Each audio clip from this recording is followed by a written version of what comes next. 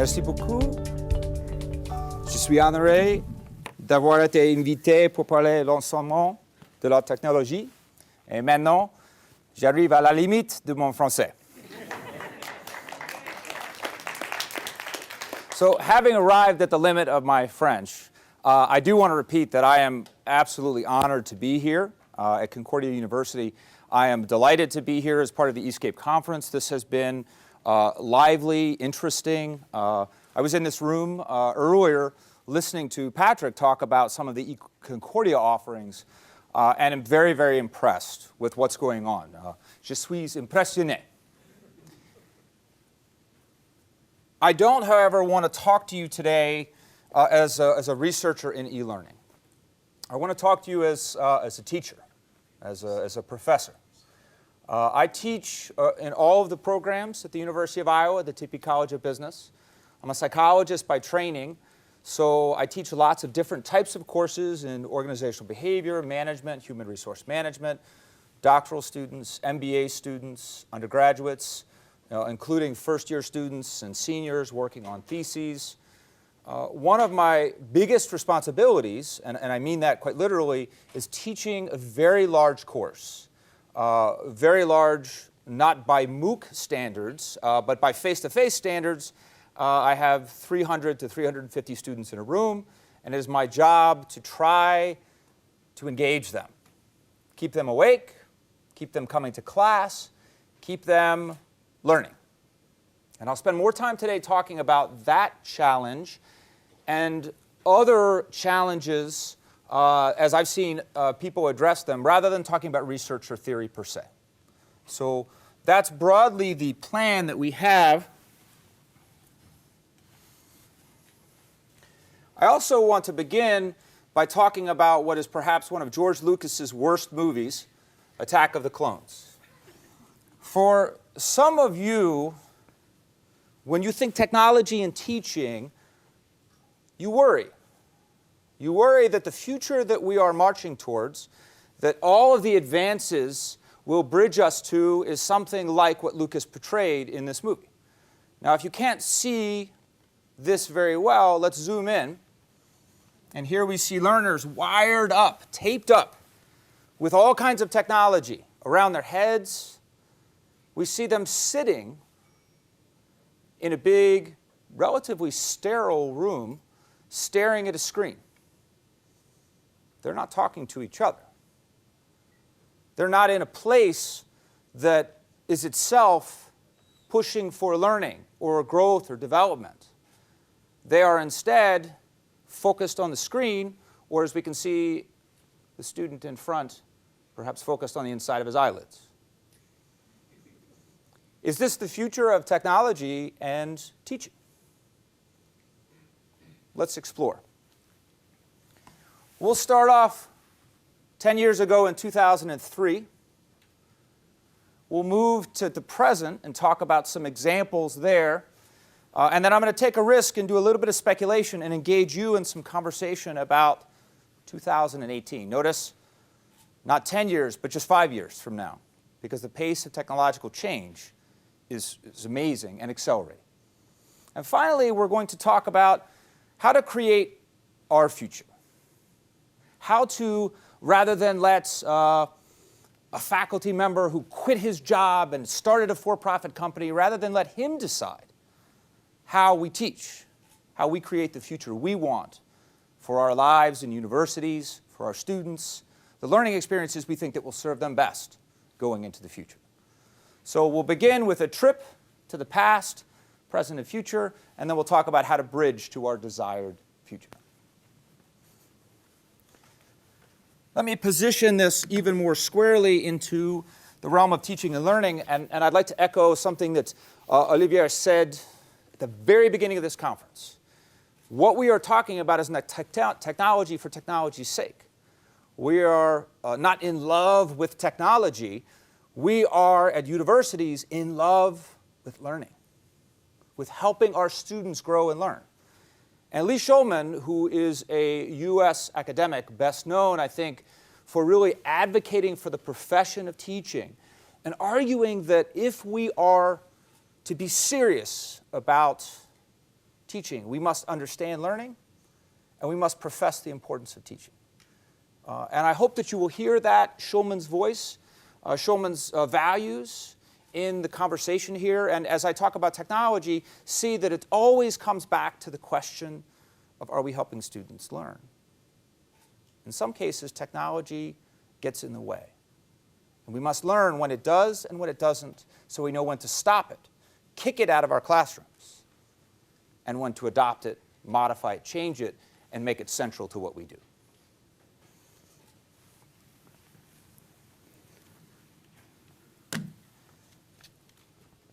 We were taking a trip to 2003. If you have a cell phone out, put it away. If you have a laptop open, close it. Why? In 2003, as I stood in front of 300 of my students at the University of Iowa, there were very few of them that had laptops. It's not that we didn't have that technology, it's that very few students used it in classes. I would stand in front and see maybe 1 or 2 laptops. It's quite different than today. Cell phones. I stood in front of my class in 2003 with a Kyocera Palm smartphone. And Saul's looking at me like, that's not something I've heard of quite recently, because Kyocera is not a big player and Palm doesn't exist as a company. Very few of my students had smartphones. Some of them had cell phones. But certainly they weren't doing the things they're doing today. So in 2003, what were we doing with technology? I can talk about what I was doing. There were lots of things going on, lots of experimentation, lots of available technology, but in mainstream university classrooms, I wanted to find ways to enhance what I did as a teacher. What was I trying to do as a teacher? Well, to do a nice job as a teacher, we should have learning objectives. We should know what it is we want our students to know and learn at the end of a lesson, a class, a course.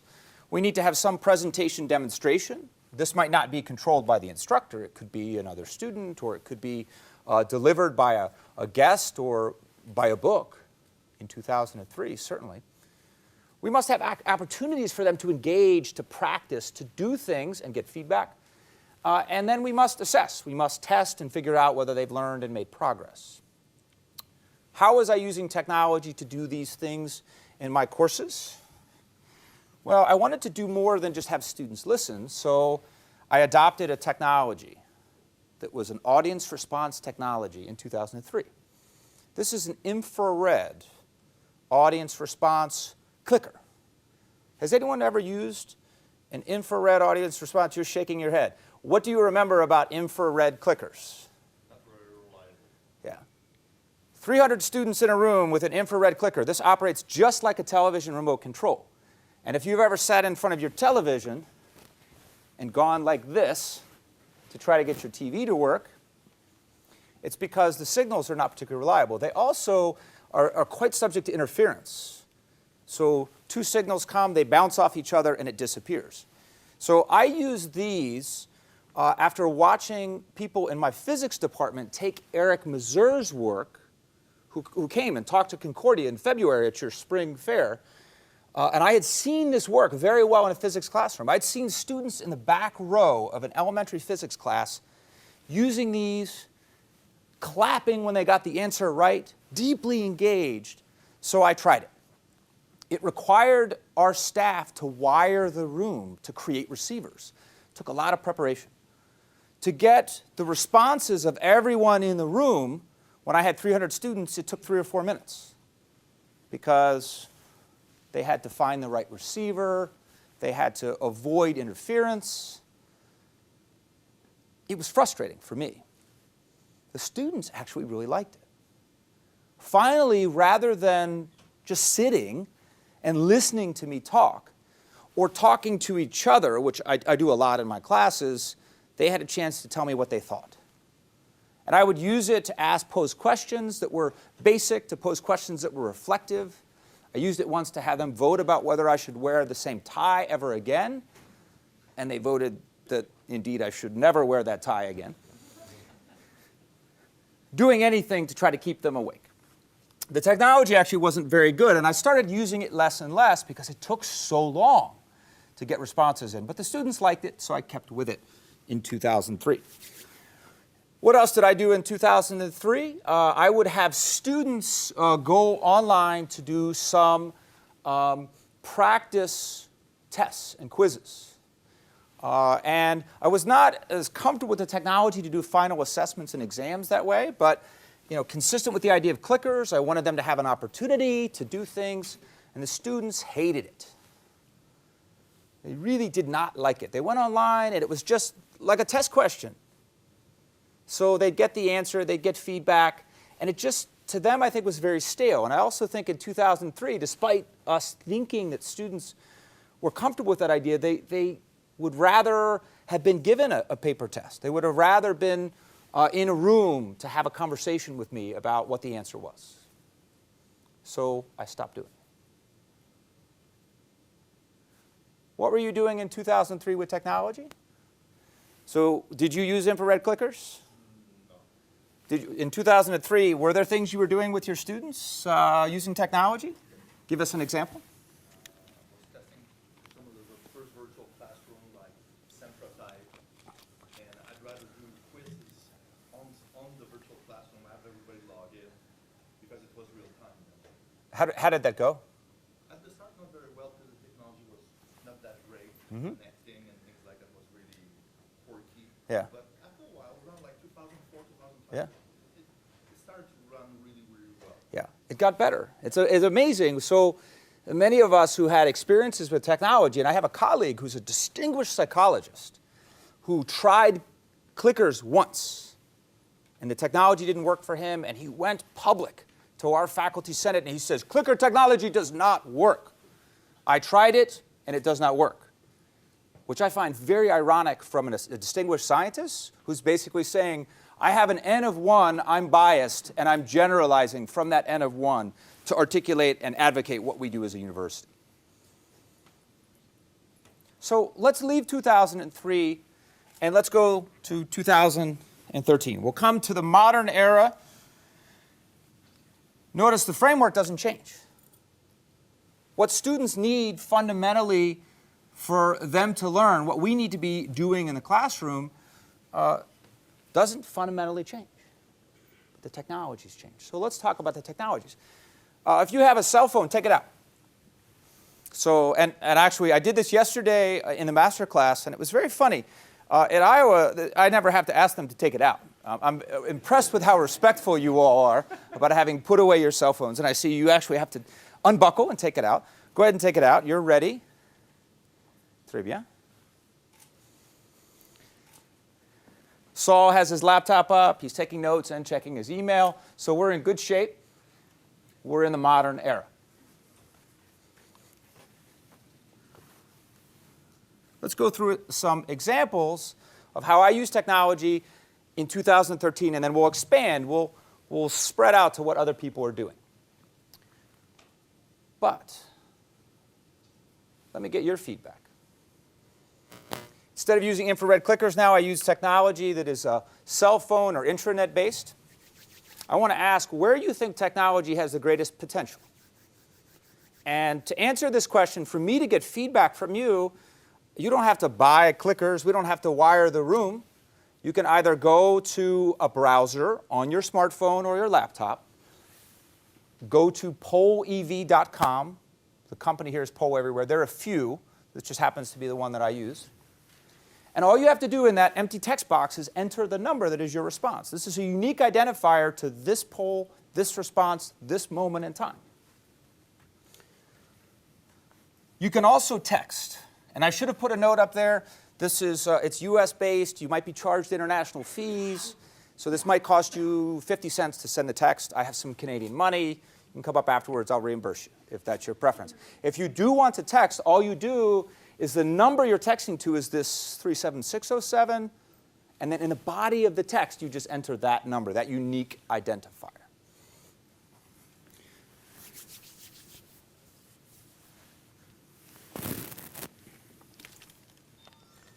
So the text base takes a little while, so we may see a couple, but they'll come through sometimes in batches. As people are entering, is anyone here using this type of cell-based, internet-based polling? All right. I'm glad to answer questions at the end. Yes? Not phone, but cell-based. This, I use. oh, you do use cell-based. What is the provider? What? Oh, I don't. I get the students to contact their friends and ask questions relevant to the course. Interesting. Do you do that live? So that's you're in a class, you ask them to phone a friend, is the TV version, and they collect information and they share it. Yeah. So how is that working? Describe how you use that in the context of your class. I haven't used it on a regular basis. I've tried it in one or two large settings. It's great for waking them up. Yeah? For example, it was a presentation on thinking outside the box. So I asked them to text their friends and ask them what they thought thinking outside the box was, and then had them report back. Interesting. Much as I would expect from a sociologist, right? To connect, to reach out, to perhaps build community and get people talking about the issues you're talking about in class. That's fantastic. Okay, we have 21 responses, which is not quite everybody, but let's go ahead and take a look. What we can do with this particular technology now is we can go back and we can show a chart. And I can clear this and repoll it. I can edit it on the fly. If, for example, you say, oh, wait a minute, I think that the wording on this is wrong. We might get better data if you change it. I can edit it, clear it, repost it, and we can redo it. I'm hoping you won't say that, though. We'll just look at this so we can continue on. So most of you all see the great potential for this type of, any type of digital technology for presenting information. So 48% of you, about half of you who answered said that. Does someone in that 48% want to give me an example? Where have you sort of used or seen effectively used digital technology to give presentations, demonstrations? Please. Well, I've played with flipping my instructions, so filming myself, providing the content that I usually deliver in the lecture, and Right. posting those videos on YouTube. And so far, I've been doing this for 6 months, and my statistics show that I have over 5 days and 2 hours of minutes of being watched. So I would have had to work 24 hours a day for 5 days in a row to have to provide the same kind of content myself. Yeah, that's a great example. And in fact, if you look at what Khan Academy has done when Khan left his job as a stockbroker or Wall Street analyst to continue what was for him a hobby of tutoring online, his videos are it's just him and a chalkboard or now other people that he's working with. So it feels like individualized instruction. Now it's not because it is just a video, but it feels much more personalized. It's on the screen. His face, his explanation, what he writes on the board is much bigger than it would be if it was in a big classroom. And you can get it whenever you want. So you can get Khan and his description of differential equations at 3 o'clock in the morning if you are so interested. Other examples?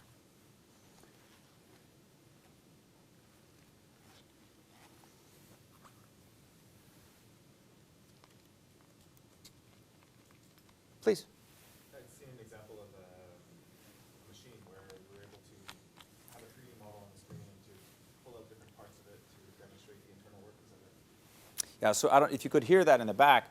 So let's imagine that it's an expensive piece of equipment that you might not be comfortable allowing students to take apart. But you can do that in a 3D presentation, a 3D model online, and they can see parts of the machine or the equipment. The inside of a nuclear reactor, for example. You're not going to take a student field trip there. But you could see it as part of a demonstration. The inside of a human heart, which you cannot see functionally working. You can see one not working, dead. Functionally working inside a 3D model that's available via technology. Practice with feedback. This is where I will give you some examples personally, but does anyone here have an example of how they're doing practice with feedback using technology? Yes, please. Currently, I'm designing a course for mathematics for first-year college students. So for this specific course, we need a lot of practice. So that's pretty straightforward. I'm creating some mini games so they can practice the immediate feedback right away. So it shows the steps.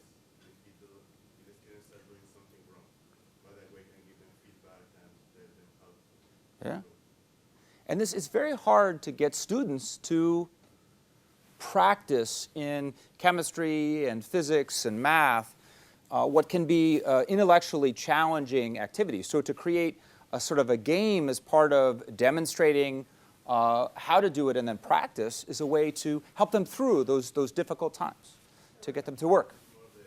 The rules are implicit in the games. Mm-hmm. You don't even have to see a demonstration.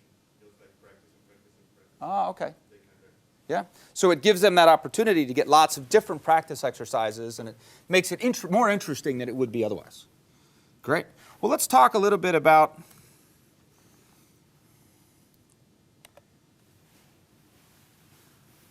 some of what I've done. I went back to online quizzes, tried a vendor that's connected with the publisher of my textbook because I don't have access to a program like Saul's here where there are master's students. We don't have anything equivalent to Concordia at Iowa, so I don't have an institutional partner that I could use. So I partnered with a textbook provider, and students have liked this a whole lot better. This is me getting the 0 out of 36, by the way, not one of my students. The reason I think they like it better and that it's going well, and I've noticed both increased use relative to 2003, and also that their usage seems to be related to higher test scores, is because of a couple of features. This is one particular exercise that I adopted, pulled out of their system and made available to my students on managing teams in my Introduction to Management course. The questions themselves, there's 7 categories of questions, include not just multiple choice questions, but they include scenarios with pictures. They include videos that are live sort of cases where people will talk, have an interview, and then you answer questions. So the stimulus materials, to use the psychological terms, are just more interesting. They're more varied.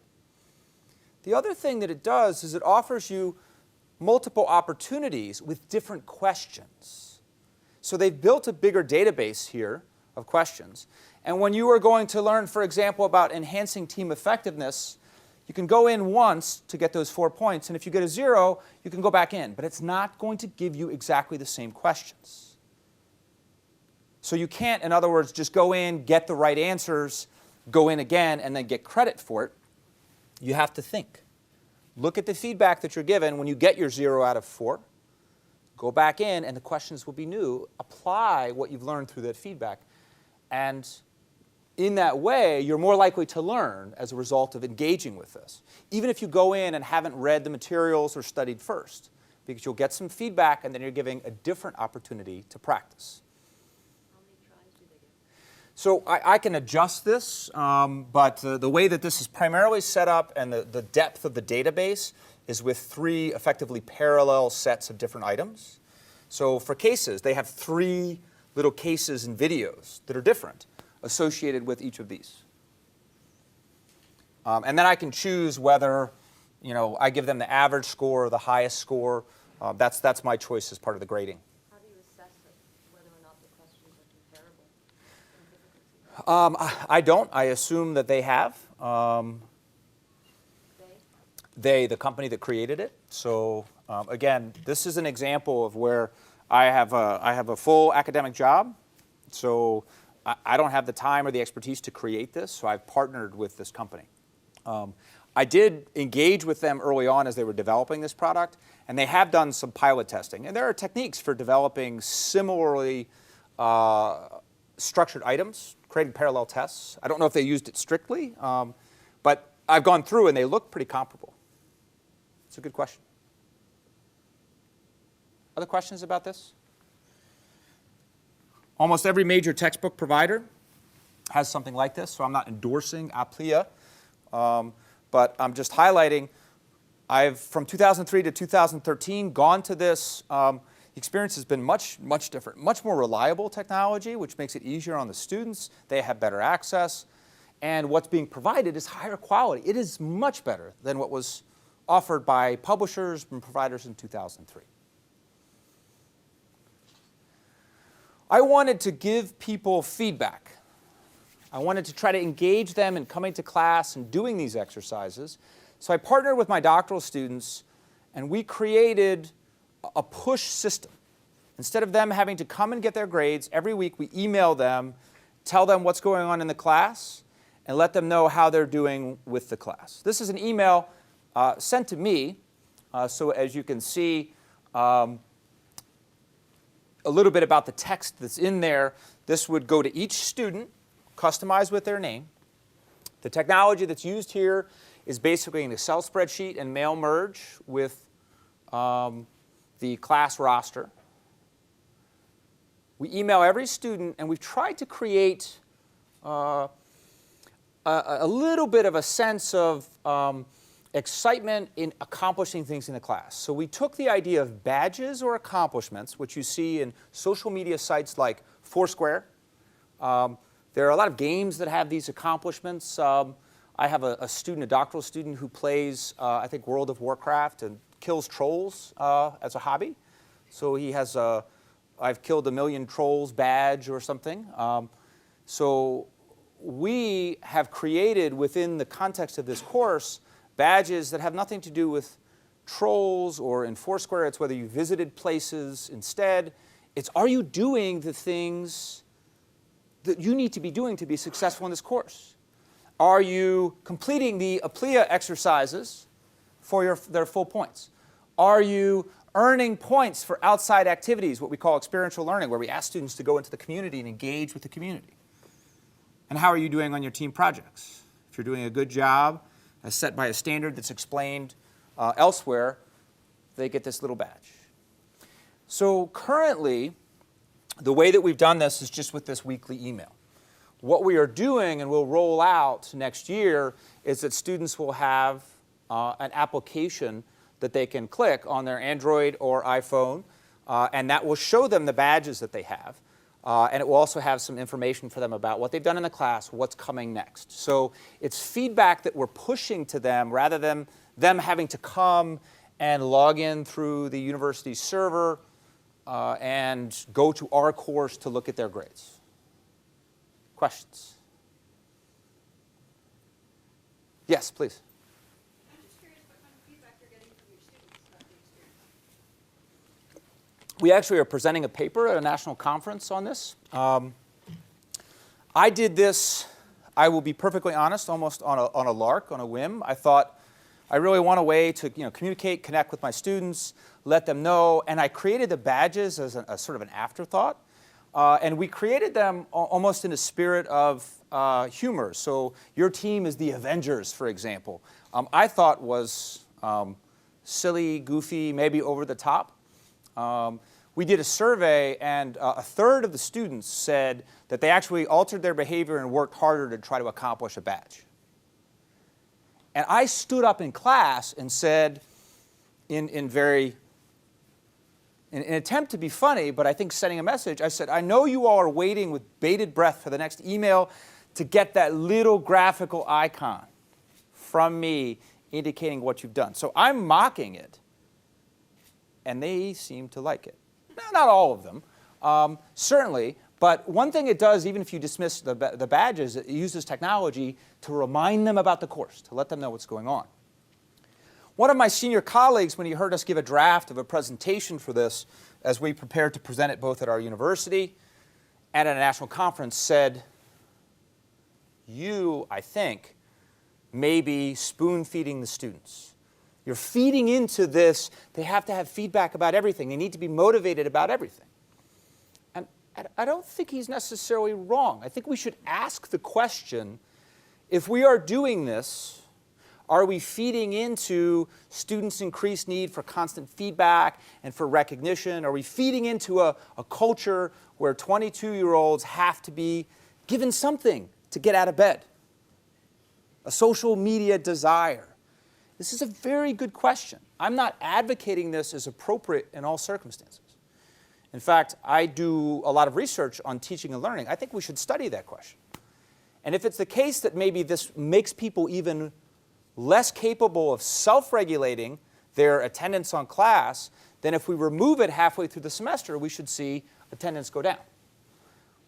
What if we do this and we remove it or scale it back and they continue?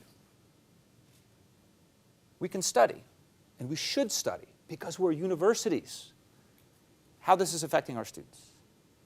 The difference between us and a corporate organization or a company that's trying to make money on a system like this is we can innovate, we can take risks, and then we figure out whether it works to decide whether we continue to do it. So I'm advocating this as something that we should be trying, and I have found good results so far. It may not work in your classes. It may not be appropriate for all classes. And in fact, because technology itself is neutral and can have negative effects, some classes, this may actually be worse. It might undermine students' motivation and make them frustrated. I hope we're undertaking research as a community to figure out when this should be used and when it shouldn't. I have a colleague by the name of John Winnett. John he's one of those people who lives in Iowa and California at the same time.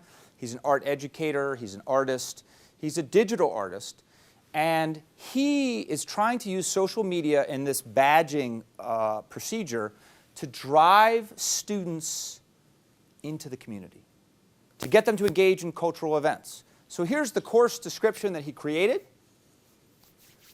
You're invited to be part of this. As part of the class, you meet once a week for an hour to have conversation, but you attend over the course of the semester 12 cultural events. They log in as you would with Foursquare or some other activity like that. 4 of the 12 that they attend, they must blog about as part of the course. Everyone is expected to comment on other people's blogs. The technology here is not particularly advanced.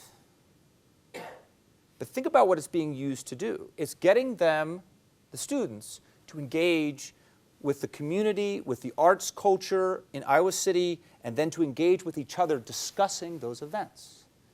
This is not technology pushing people to sit behind a computer screen. It's technology in service to their engagement with the broader world.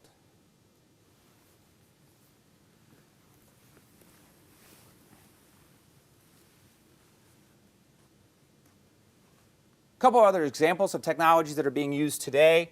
On the left, you see the webcam that the Western Governors University, which is an accredited university in the United States, created by 19 governors of states in the western part of that country, that they send to their students so when they go to do online testing as part of their courses, they don't have to leave their home and go to a testing center, which could be quite expensive and cumbersome if you're in a rural area of Wyoming.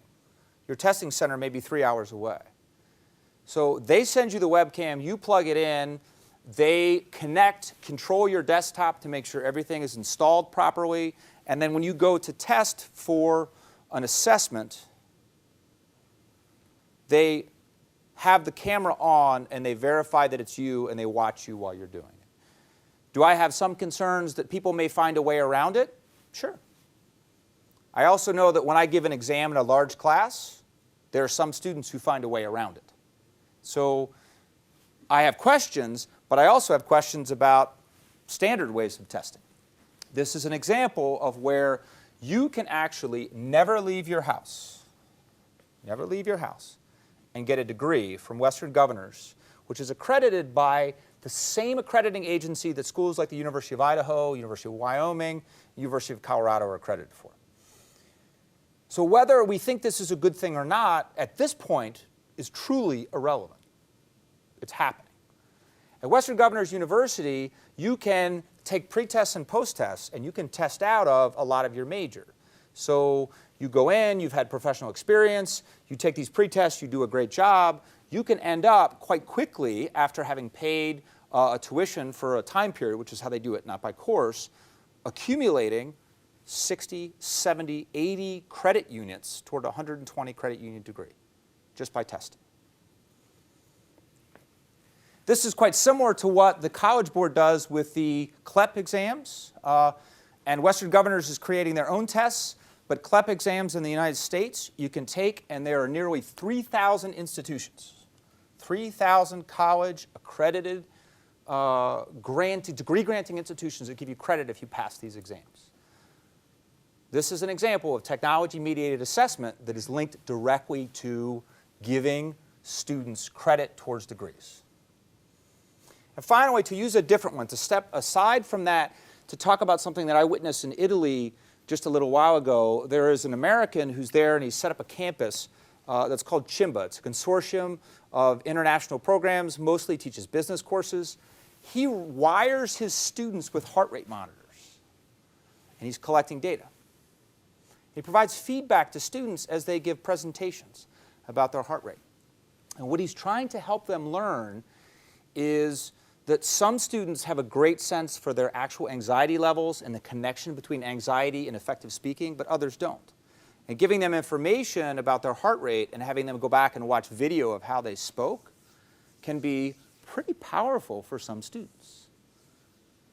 That's a very different technology, but it's a wireless technology that we can strap onto someone that may actually be useful in some cases for giving people physiological feedback that's useful for them, better understanding themselves, and being better at, in this case, public speaking, but there may be other applications.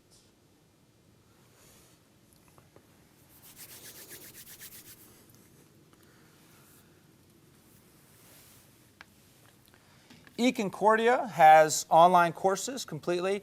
I don't want to spend too much time talking about completely online courses because I'm sort of focused on the use of technology where there may be blending or we're working with students in existing institutions. But I did want to show you how similar some of Coursera's courses are to what's offered at Concordia. This is a UBC Professor's Game Theory course. And when you go into it, this is what you see. Here's a video. So this is sort of a talking head. And there's effectively a PowerPoint slide here. This is not particularly advanced technology, but this is Coursera. So when people say the massive open online course in companies like Coursera, edX, and Udacity are revolutionizing education, there is some truth to that. But the technology that they're using is technology that you all are using at Concordia. It's technology that people were using at Ford Motor Company when I was studying and working on my dissertation back in the 90s. So this technology is mature. It's reliable. It's robust. It may not work all the time or for all courses. And if you just have a talking head with PowerPoint slides, then it's probably not a very good course. But when people say they're excited and they think there's a revolution here, this revolution has been ongoing. The technology's been developing. Part of the reason people are excited and talking about it is because there's Stanford involved, there's Harvard involved, there's MIT involved. And when those players move, people pay attention.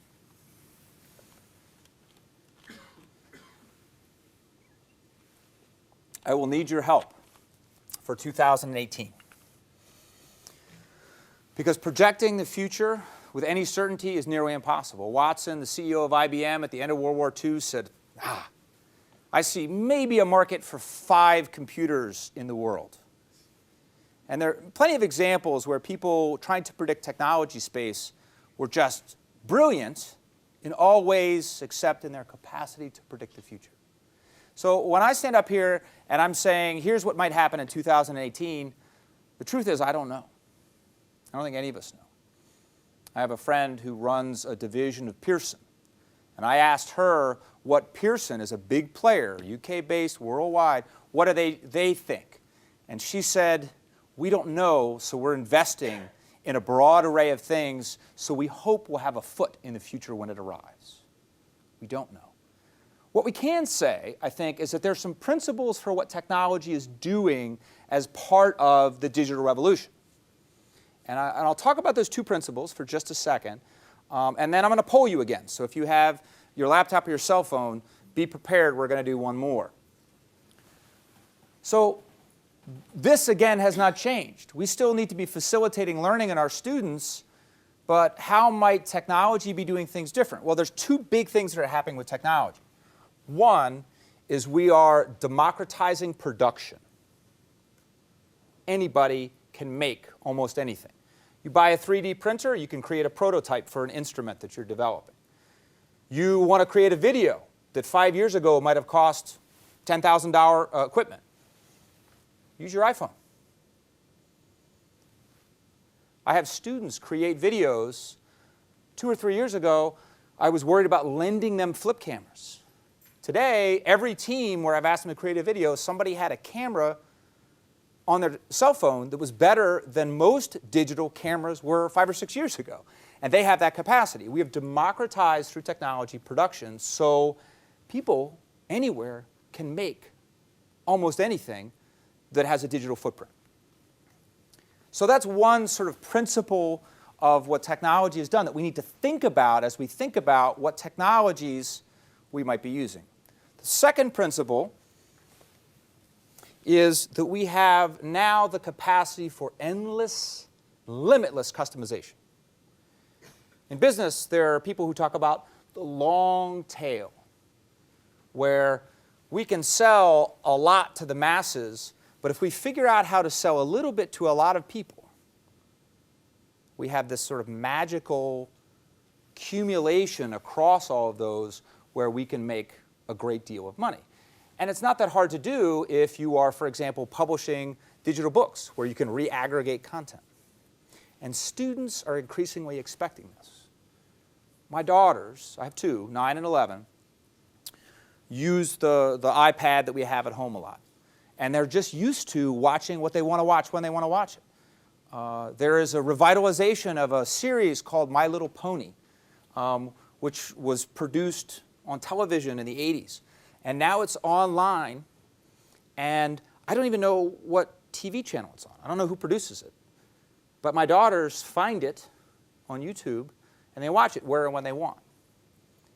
I had one of my daughters, though, in the car the other day on the iPad, and she hit play, and it wasn't playing. So she kept hitting it harder, because even with a very smart digital citizen, right, sometimes you speak louder or you hit harder and the technology will work. She couldn't figure out why it wasn't working.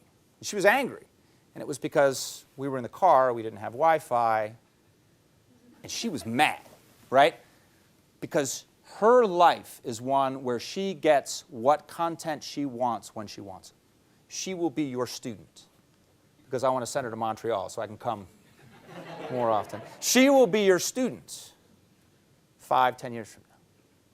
And she will expect to be able to get what she wants when she wants it, to flip it around. Let's take this one step further. What if she wants to be in Montreal, but she doesn't want to take the courses that you all offer on a semester basis? What's she going to do? Well, to the extent that we're creating partnerships across institutions, she may take courses at McGill.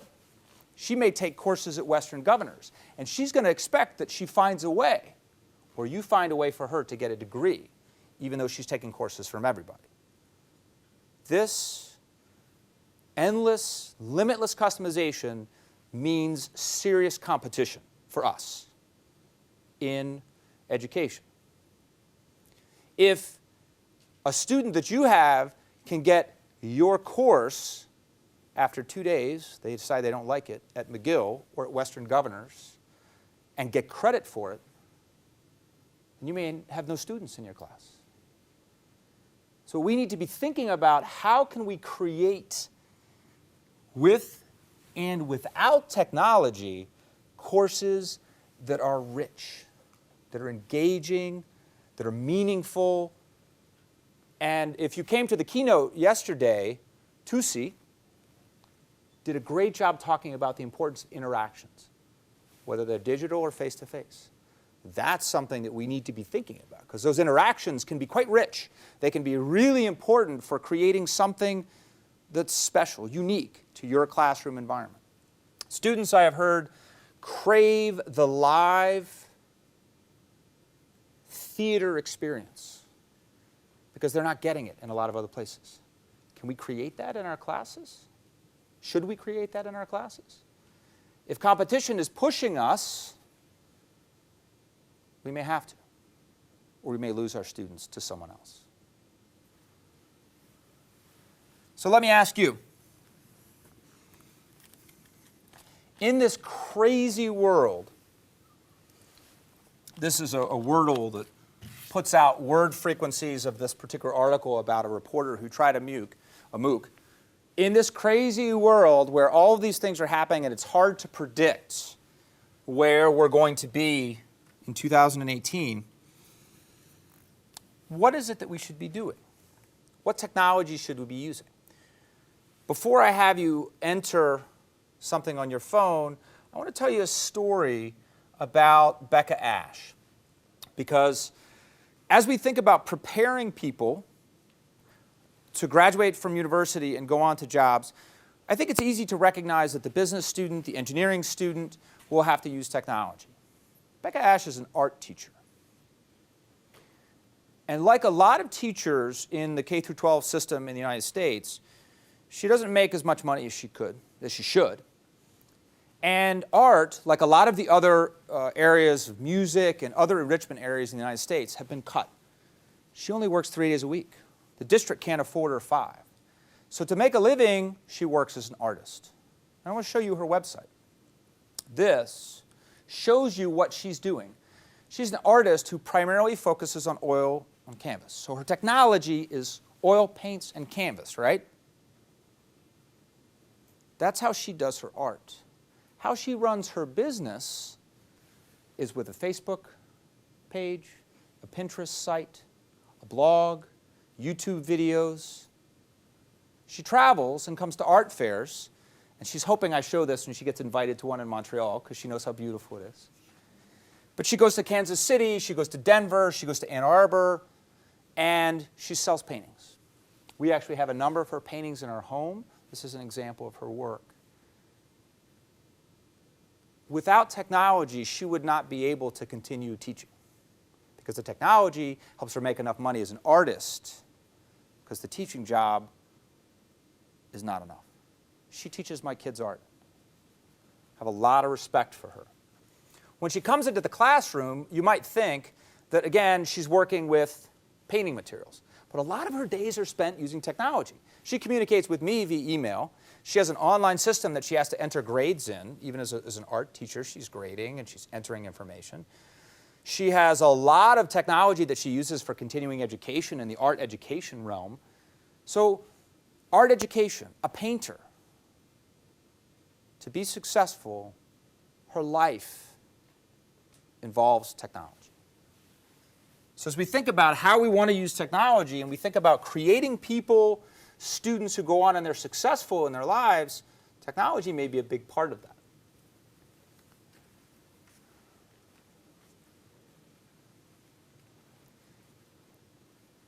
So you see the question here. I want your ideas. 5 years. Be creative here. So 5 years, it's not just the technology we have here. It's technology that's being invented now or that exists now, isn't reliable or available to the public. This one is a little different. This is open-ended. I can see, we can see and discuss what you type. The difference here, because it's open-ended, is that when you text, the number at the top, 98202, is who it goes to. And before you type the words that you want to appear on the screen as part of our conversation, you actually have to type the number 37607. In the poll EV, in the window there, you have to type the number 98202 so that that text knows to come and populate here.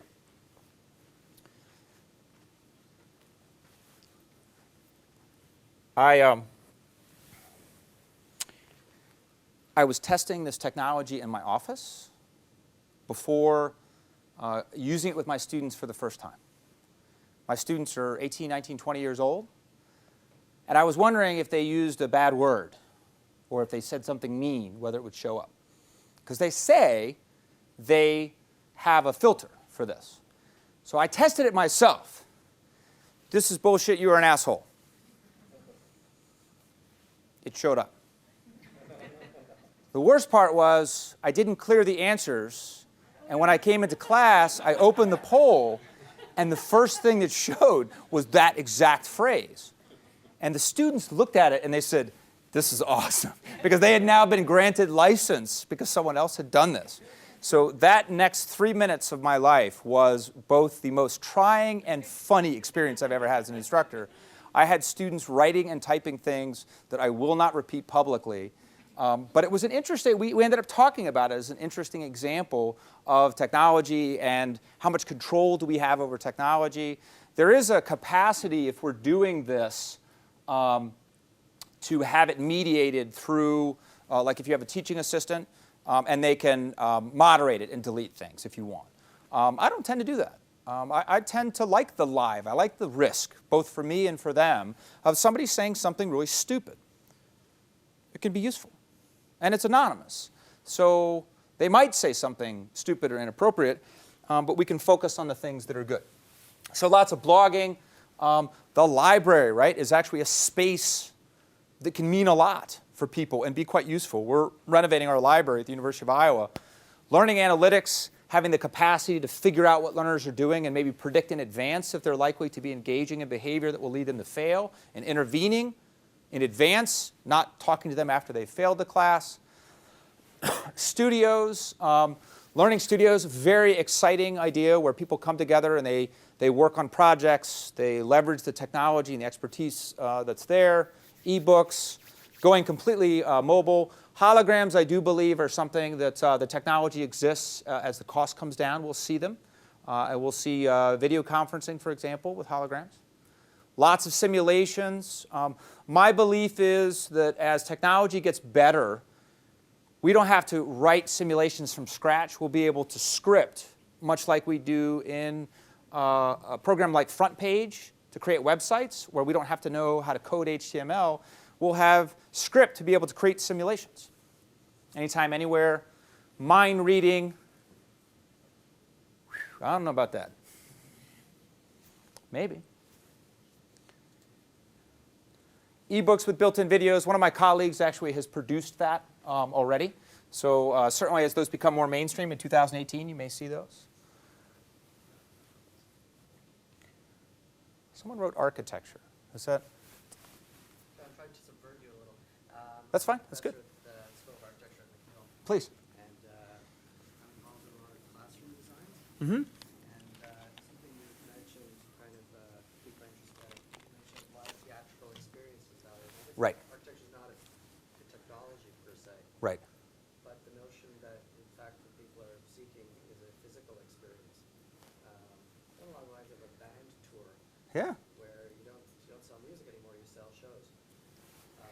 So I'm curious the intersection of architecture, that's more specifically lighting, and how it changes the environment in relation to technology. Yeah, so the notion that physical space is important is something that architects have worked with and developed art and science around for years. And our classrooms, at our building, I'm not going to critique anyone else, at our building, were designed by somebody who truly believed in a model of instruction that was very, very dominant in the 50s and 60s, right? You have one expert, you talk, got a little bit of a horseshoe.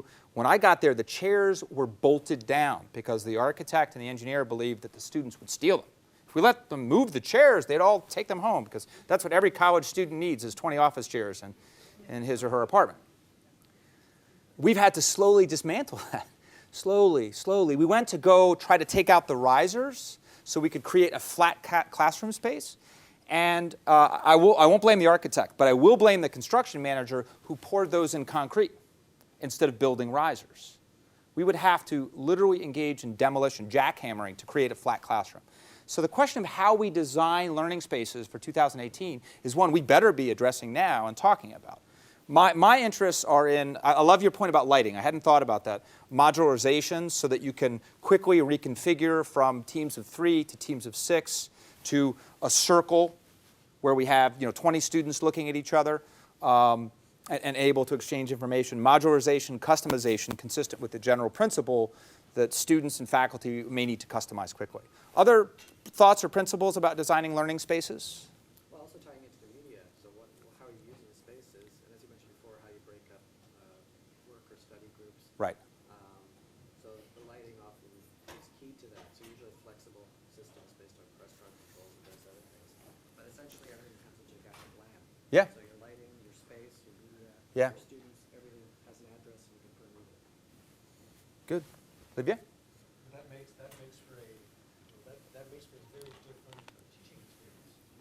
Yeah, we had a conference the other day about round learning spaces. And we're seeing some professors are very comfortable having people behind them, right?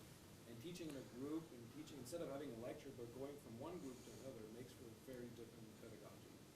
And for having done this a bit, there are groups you don't really want to go to also. Yeah. Right? Because people are less interested, but we're not trained yet to use these spaces. The spaces Yeah. are well ahead of our actual method. I was actually dragged into these types of things. I mean, as a designer, I was designing them.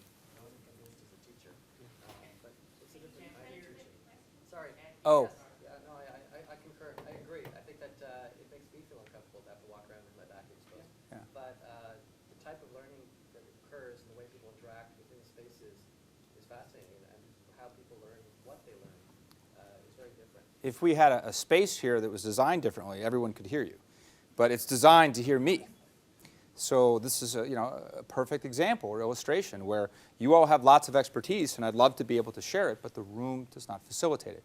So some faculty may not be ready, may not have the skills, the preference. Some content may not be appropriate for anything other than delivery here.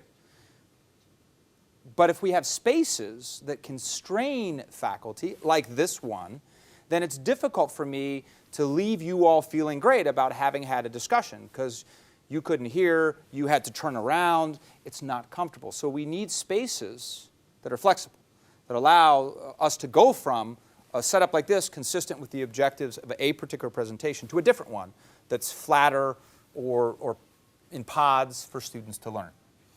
Good. This is fantastic. I actually have this list, and I'd be glad to send it to Saul if you would like it. It's saved. I have that information. I'm not saving your cell phones. Don't worry, I won't sell the list and have you called. But I did save these responses. Yes? Is it possible for students to go back later on and see these results online? It is not easy to do that with this particular technology. There is another company that has made that possible. So there's competitors in this space, and they're offering different things. I can pull it out and then make it available. I'd rather not have to do that, right? So I'm experimenting with the other company that allows students to do that. It's a great question. Yeah? Are you able to move these around, organize them as they come in? I wish. I wish. Currently, no. So as they come in, they populate. It scrolls.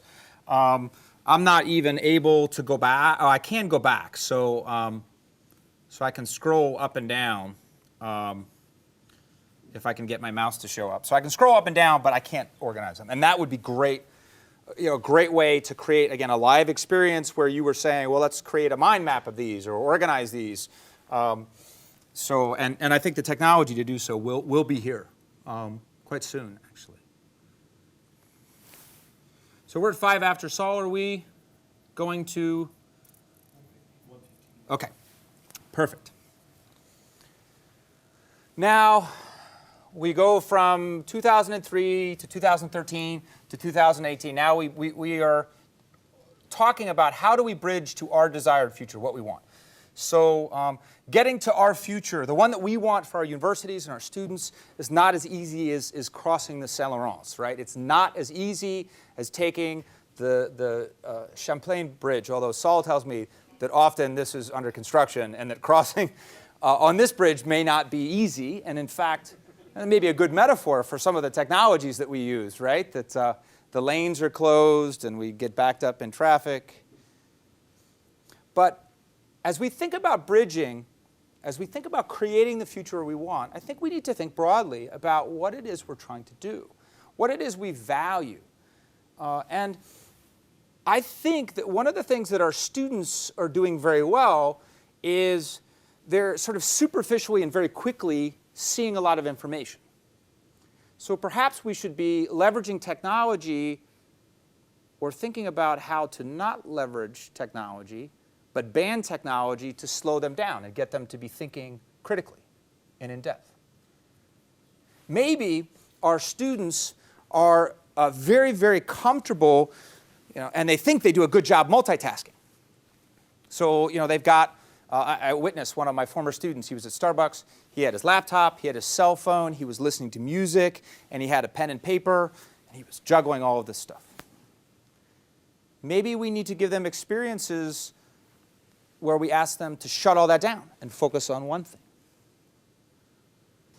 And I think that much as John Winnett used technology to take his students into the cultural experiences of Iowa City, that you are sitting on a gem.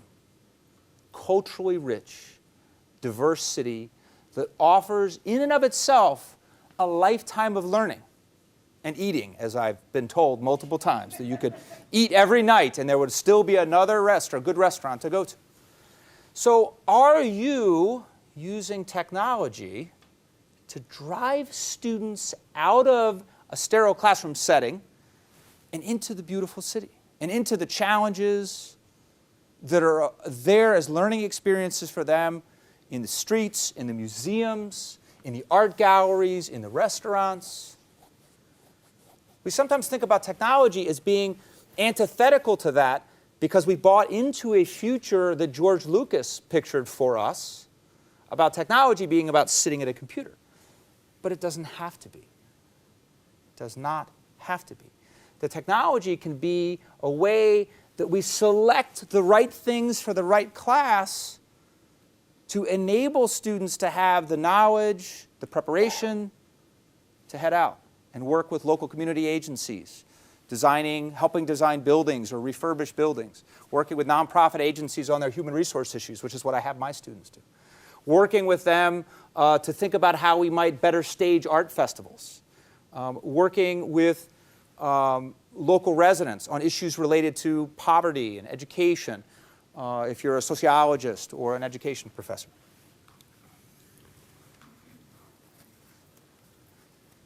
So John Winnett, my colleague, might say, well, you have a metro that you can think about as a roadmap, and we can think about how we want to use technology to help them understand this context and get out into parts of Montreal to learn, to grow, to develop, to be challenged.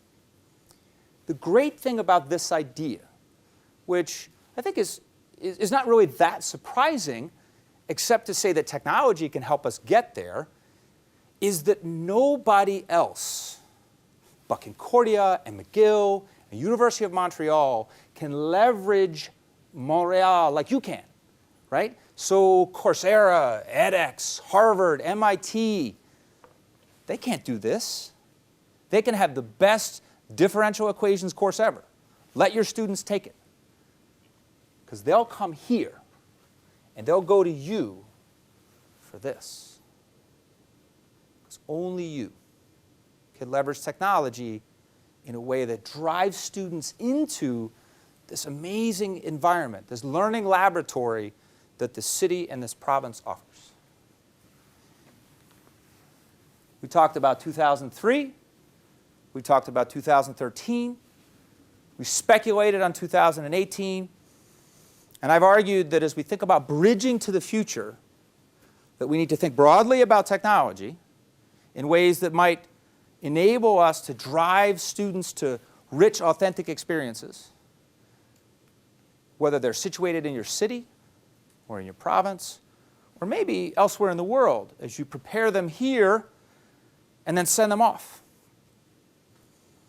And I have one last picture I want to show you.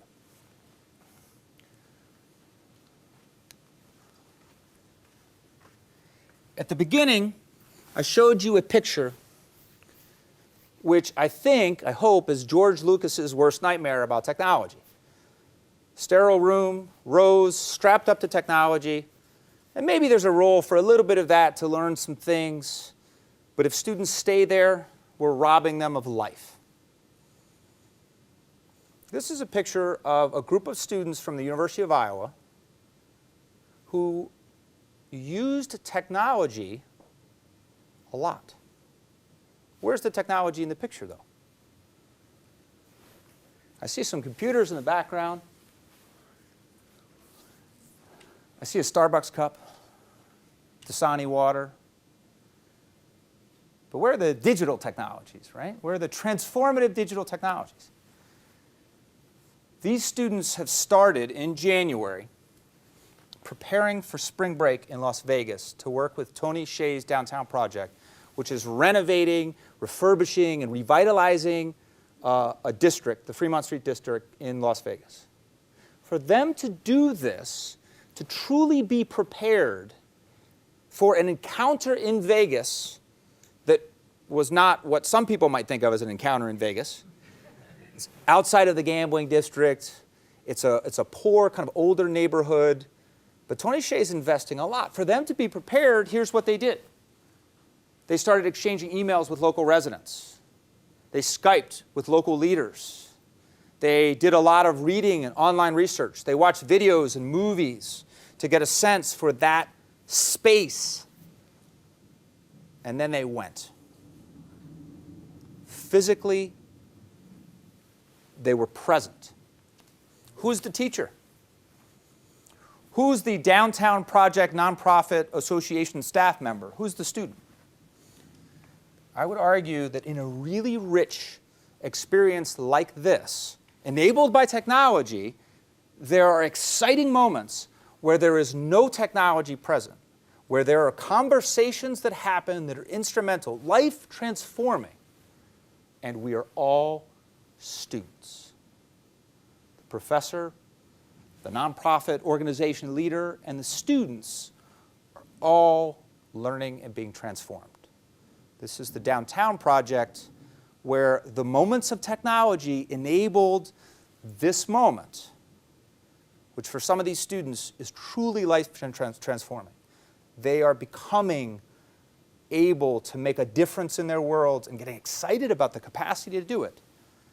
But the moment of magic was enabled by technology and then didn't ultimately involve technology. No one has a cell phone out or a laptop.